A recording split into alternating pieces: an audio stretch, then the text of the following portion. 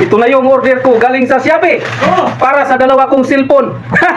ating buksan ang ating order na LCD sa cellphone na ano. Dalawang cellphone. Agay! Oh. So ganito lang yung pagbukas. Dito natin ilagay sa pinakadulo ang butas upang hindi hindi ma-damage. Ating buksan. Oh, dalawa.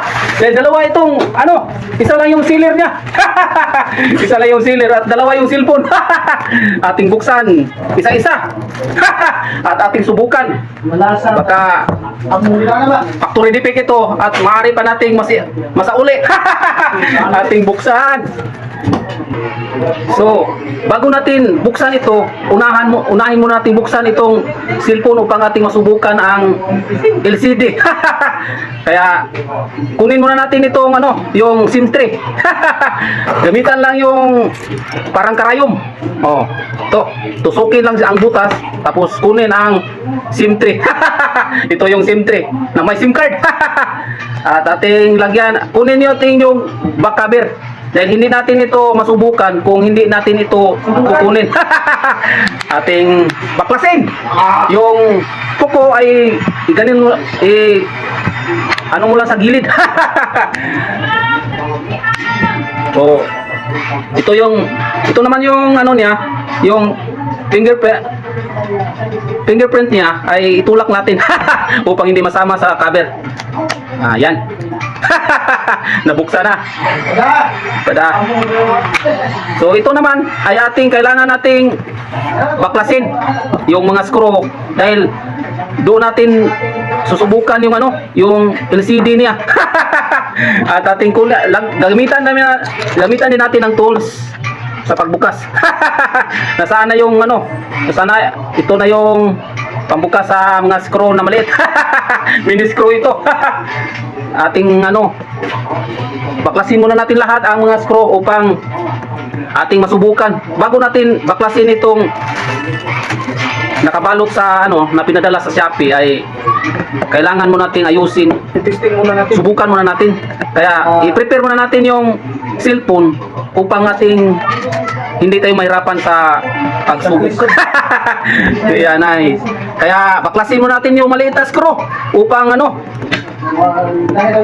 ating masubukan yung function sa LCD na ating in-order sa Shopee. Pambihira. Pagtiyagaan mo lang yung mga screw na babaklasin upang dahil napakaliit. Kung itaktak mo lang yung mga screw at siguraduhin mo lang na hindi mawawala upang ating maibalik ulit maya. Pambihira. So pagtiyagaan mo lang siya dahil medyo maliit siya at yung mga pagkilos mo ay kailangang medyo lang, katamtaman lang yung mga kilos mo upang hindi mawala yung mga gamit at maibalik natin ng maayos mamaya. Pambihira, malapit ng tanggal ito. So ating subukan ito upang siguradong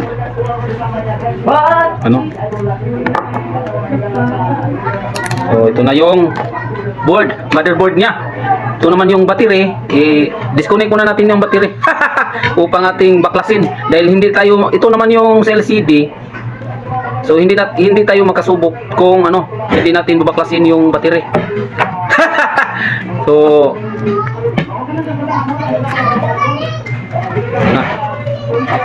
ito na yung battery niya. Ito na yung flex ng LCD.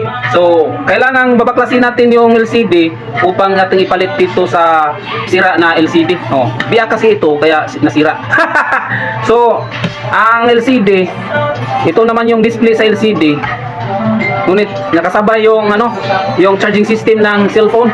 So ito yung para charger na may charging flex ito sa ilalim kaya baklasin din natin ito. Dahil ang disenyo sa sa cellphone ay nakasabay yung yung para sa display at sa para sa charging system ng cellphone. Pamihira. Pagtsagaan mo lang siya upang hindi ka mainip sa napakaliit na mga screw. Pambihira to. So, maliliit ito, kaya siguraduhin mong hindi mawala upang maibalik natin na maayos. Mamaya.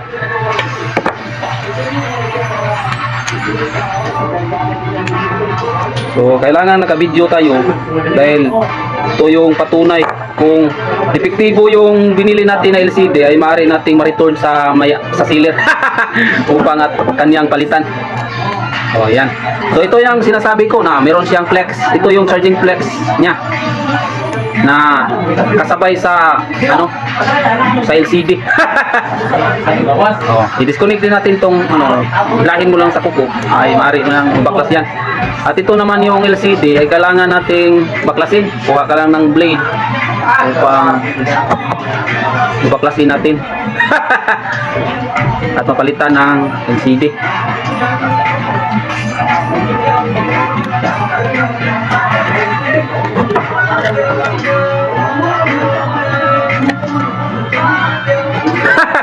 Ito na, nabaklas na yung LCD at mayroon nating pull out sa unit upang ating palitan. So, ang LCD ito ay KE6. So, KE6 na LCD na BBR na nabasag. Kaya ito yung ating papalitan. So, saan kaya ito ang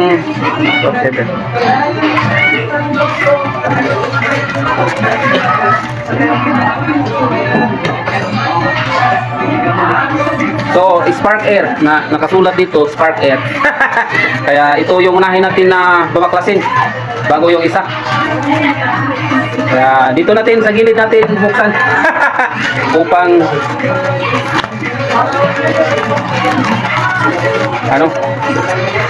hindi masitira ng upang maibalik ng maayos.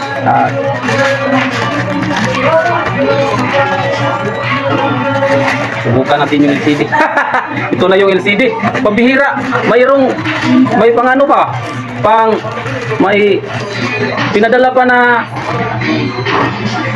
pandikit at saka yung mga tools. Maraming salamat sa seller na nagpadala nito. Ang bait. Nagdala na ako ng tools. Pambihira. Ito na yung LCD na nilagay sa styrofoam upang hindi mabasag. Ito na yung LCD, tingnan nyo. Oh, ito na. Pambihira. Ang bait talaga sa seller nito. Mayroon pang tempered glass.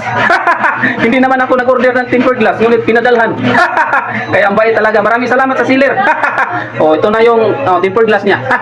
Upang pagkatapos nating maidikit ito ay maaari nating lagyan ng tempered glass at maging matibay ulit yung cellphone natin. Kaya subukan na natin. So, ito na yung LCD LCD na bago.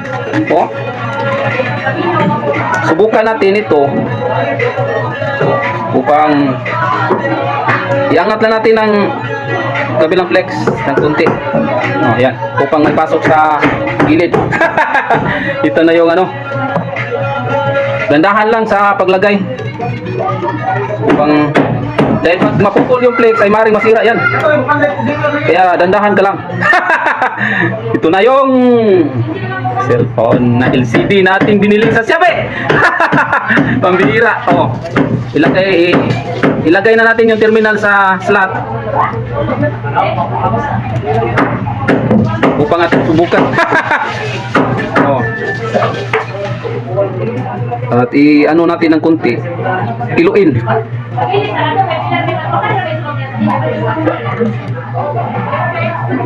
Pang yung battery ay makapasok talaga. At ito naman yung charging system niya na flex, charging flex niya ay ilagay din natin. So,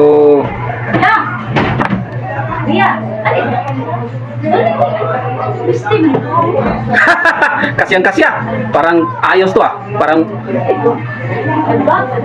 tama talaga tong napadala. Napakatama talaga to.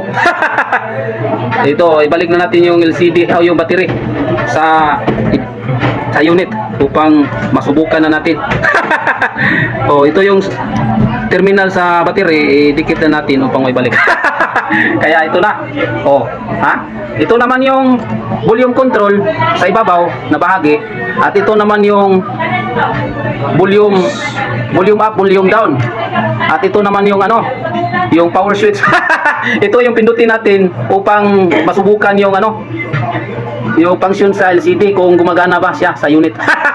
Dahil pag factory defect ito ay maaari pa nating balik. So tulpukin natin ito. Gumagana. Oh, tingnan natin. Pero hindi tayo ano, maging kampante na gumagana ito, na nag-switch on na siya. Kailangan muna nating subukan yung function sa LCD kung maayos ba na gumagana siya. Dahil pag mag-gustat siya ay maaaring sira yung LCD. At maaari nating ibalik sa may-ari nito. Hintayin muna natin na mag-function siya. So, may password ito ang cellphone kung upang masubukan natin yung function sa LCD. Dahil hindi tayo nakaalam sa password, ay yung emergency call ay emergency yung tulpukin natin. At ito na yung nakita natin, may mga numero. So, bawat numero ay may mga litra. So, ibig sabihin, pag gumagana yung number, ay gumagana din yung mga letters. Kaya 1, 2, 3, 4, 5, 6, 7, 8, 9. Ayos talaga, parang na ano talaga to ah. Gumagana lahat yung ano, yung function sa LCD, yung function sa LCD ay gumagana at maaari na nating idikit. Pambira, napakatama tong ano ah. Yung pinadala sa Shopee, maraming salamat Shopee. Pambira. Ating mo nang idikit upang dahil ayos naman yung function sa LCD, walang gustats. So, yung mga ano lahat, yung mga number ay matulpok lahat magamit. So, ibig sabihin ay ayos na ito dahil wala namang nakita ng ano, kanang sira sa LCD. Kaya ayos to. Maaari na nating idikit ito. Kaya abangan nyo mamaya. So bago natin ikabit ang ano, yung LCD, ay siguro i-double check din natin tong charging system niya. Dahil yung LCD at saka yung charging flex ay magkaisa lang siya. Dahil pag hindi din gumagana itong charging flex, kahit gumagana ang display ng LCD, ay maaari nating ibalik dahil buo naman, simple naman yung charging flex at saka yung display ng charging. Kaya subukan muna natin, i-charge muna natin ito upang ating tingnan kung gumagana ba yung charging system niya. Magkuha tayo ng charger upang ating charge. So ito yung charging port niya. Subukan, tingnan mo natin pag mag-charge to ay ayos. Okay. Tamang-tama talaga ang pinadala ni Shopee. Gumagana lahat yung charging chips, yung charging flex niya at kasabay na yung display ng LCD. Maraming salamat Shopee. Sumari na natin ibalik yung cover sa LCD upang at yung charging flex upang ating idikit na yung ating idikit ang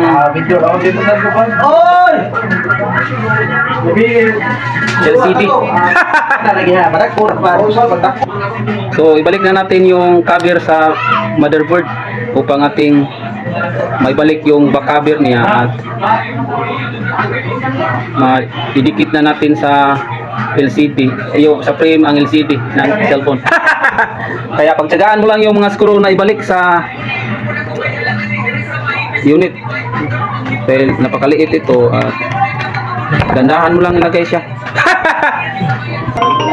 So maaari nating pagkatapos nating mailagay yung mga screw niya ay balik natin yung cover, yung back cover niya. So ang paghawak sa cover ay wag mong sa bandang likuran mo lang itulak upang hindi masira yung ano, yung bagong LCD. So bandang likuran na natin itulak. Sabay ingat sa pagtulak, nandahan lang upang hindi epektuhan ng LCD. Dahil yung LCD ay napaka-sensitive, pag tulak ng todo ay maaaring masira yung LCD.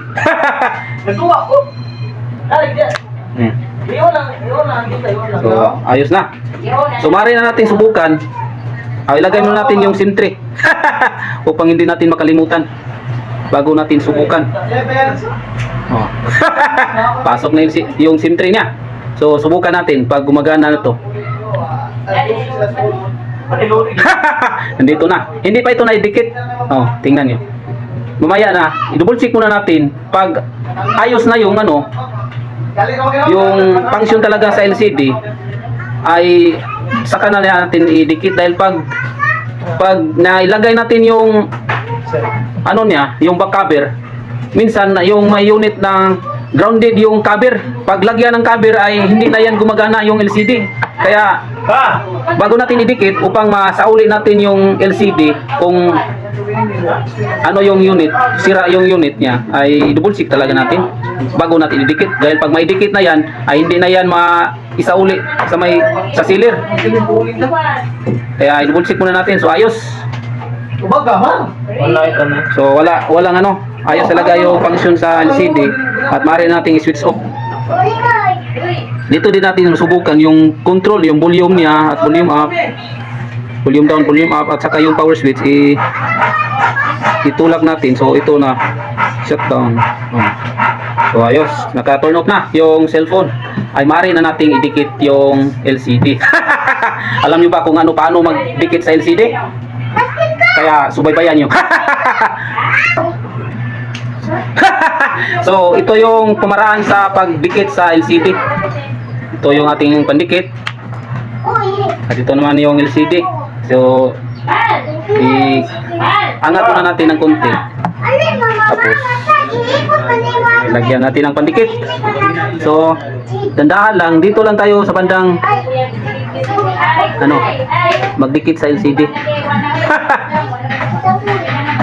So siguraduhin mo lang nasa linya, tamang linya yung pandikit upang hindi madaling mapaklas.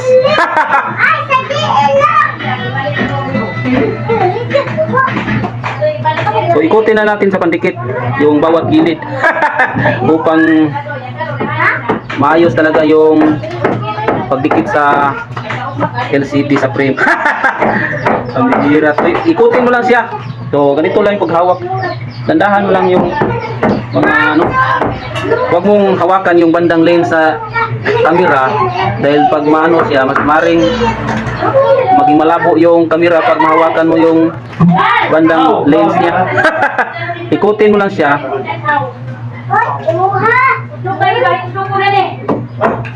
hanggang dito sa dito dulo, at huwag mo lang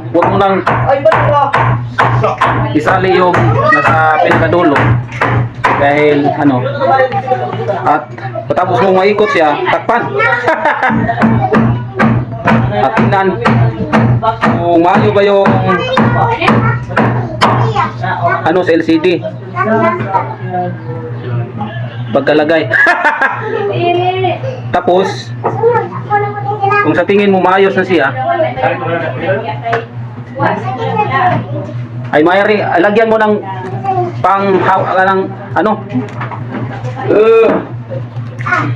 scotch tape na upang hindi siya makagalaw yung pandikit. So unahin natin dito dahil yung ditong banday bumuka pag hindi malagyan. Huwag mo siyang masyadong itulak yung LCD, katamtaman lang yung paghawak upang hindi masira yung LCD dahil yung LCD ay napakasensitibo. Ay kaya ingat-ingat lang talaga sa paghawak.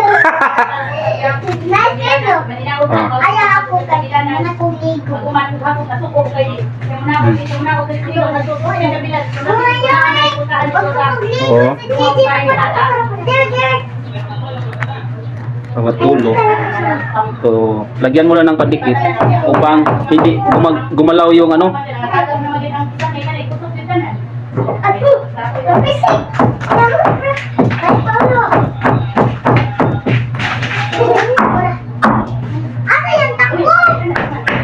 lagyan na natin ng scotch tape.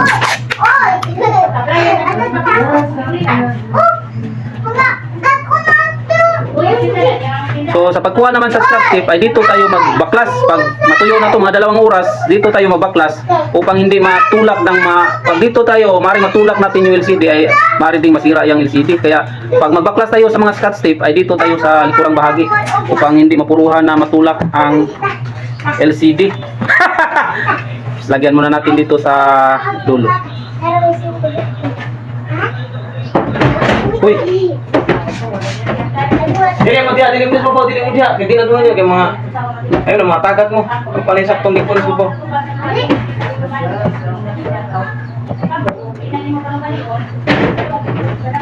Grabe, ngay ko Angel.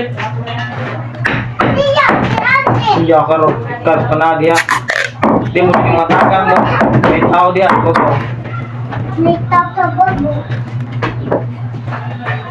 So ito na, patuyuin muna natin ang LCD. At yung isa na namang yung cellphone ang ating subukan yung LCD nating binili.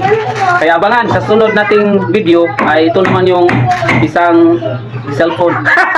Maraming salamat sa panonood. Bye bye. God bless.